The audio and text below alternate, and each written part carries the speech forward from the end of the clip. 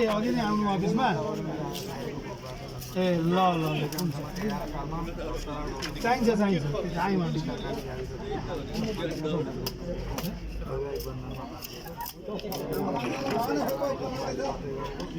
कति मात्रै जाने 5 छोरा बुहारी 3 छोरी भाइ अनि 19 जना नाति नातिनी 15 जना पनाती पनातिनी अनि यो भवना गुवाले गर्ने होइन यो तयारी त गरेको नि होइन ठुलो स्वर भएको जसले वाचन गरे पनि हुन्छ होला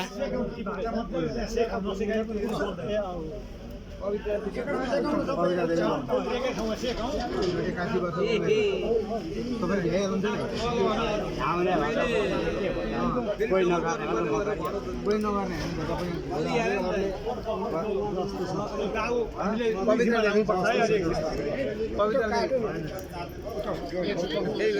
काम सकेको छैन यो पनि काट्नुपर्छ यता पहिले गर यसलाई के गर्नुपर्छ अब खुर्पा छ त पनि चिर्नु यसलाई पनि मैले एकचोटि अनुरोध गरेँ एउटा चाहिँ चिर्नु शासित र मर्यादित सबैमा हार्दिक अनुरोध पवित्र देवी गौतम सभामा उपस्थित हुनुहुने मैले आमा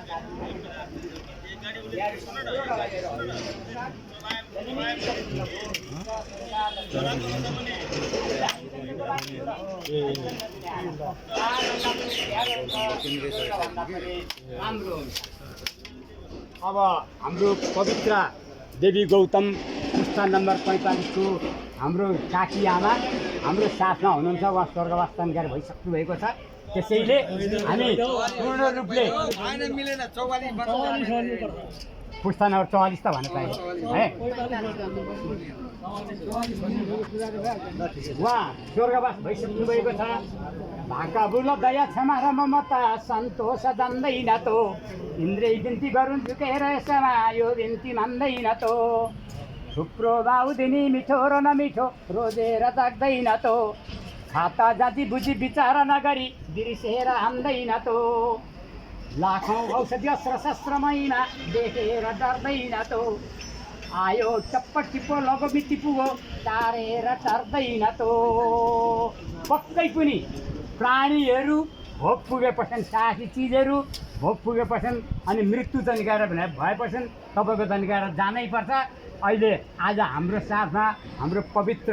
देवी गौतम हाम्रो काकी पुस्ता नम्बर 44 को हुनुहुन्न उहाँले हामीलाई जन्काएर छोडेर जाइसक्नु भएको छ सङ्खुवासभा जिल्ला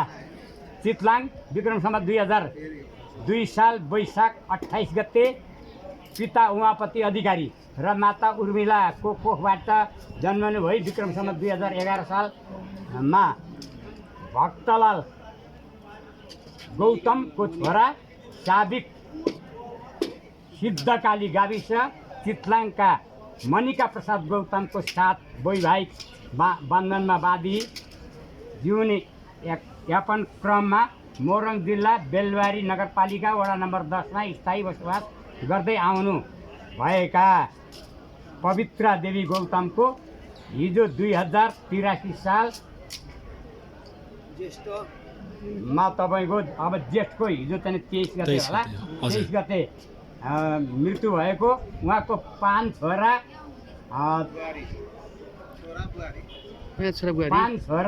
5 बुहारी 3 छोरी ज्वाइँ बसोबास गर्दै आउनु भएकी नाति नातिना 15 पनाती पनातिना कि धनी ममतामयी धर्म मिलनसार सामाजिक व्यक्तित्व पवित्र गौतमको यही मृत्यु 2083 साल जेठ महिनाको हिजो 23 गते शनिबार के भन्नु आफ्नै निवासमा स्वर्गारोहण हुनुभएको हुनाले उहाँको सम्झनामा 1 मिनट मन धारण गरिदिनको लागि सबैमा म हार्दिक अनुरोध गर्दछु। ओमबाट सुरु हुनेछ,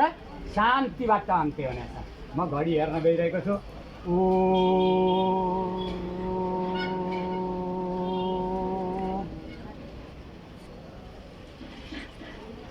शोकाकुल परिवारहरूलाई धैर्य धारण गर्ने शक्ति श्री पशुनाथले दिउन् भन्ने कुराहरू राख्दै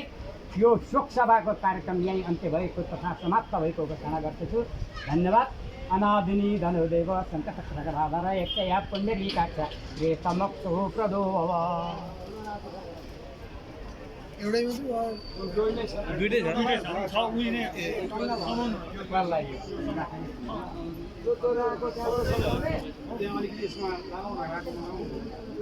राको पर्दैन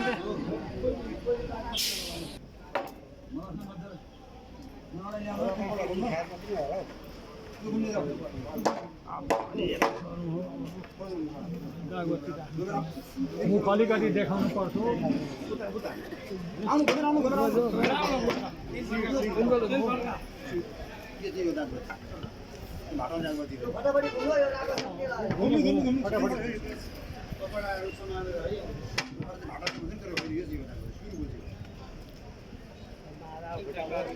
बाटो त होस्टेललाई हैसियत पुर्याउने मात्रै हो,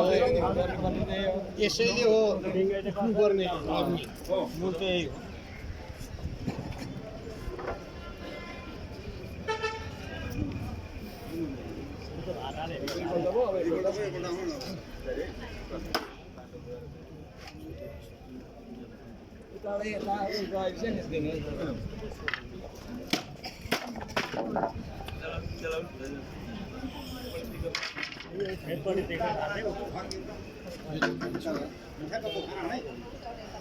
एउटै फुटाउला भइहाल्छ।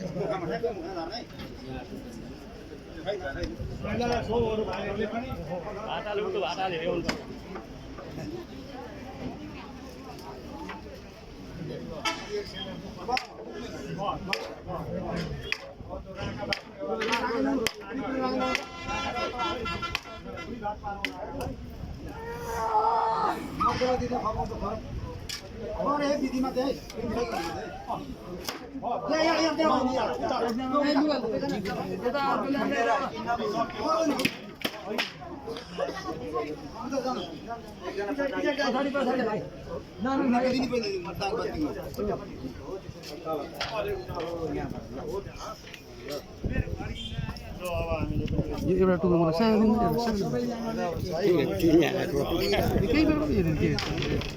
एउटा सानो हाल्दा भइहाल्छ, एउटा विधि हो कि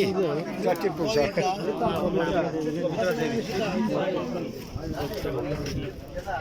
अब न यसो चलाउने होइन अनि गर्नु त्यहाँबाट गर्नु होइन पहिले आऊ न।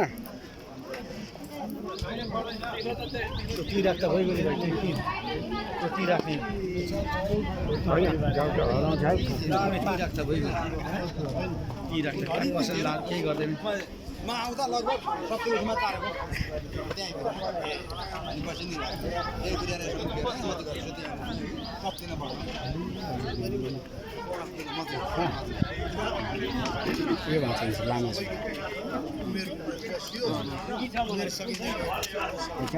तिनका बादमा बाँड्ने ए लुसिन छैन लुसिन यो 3 5 र 7 तीनचोटि हाल्नुपर्छ। बिचमा लाउनु पर्ने जब सर्किएन गर्नु हुँदैन।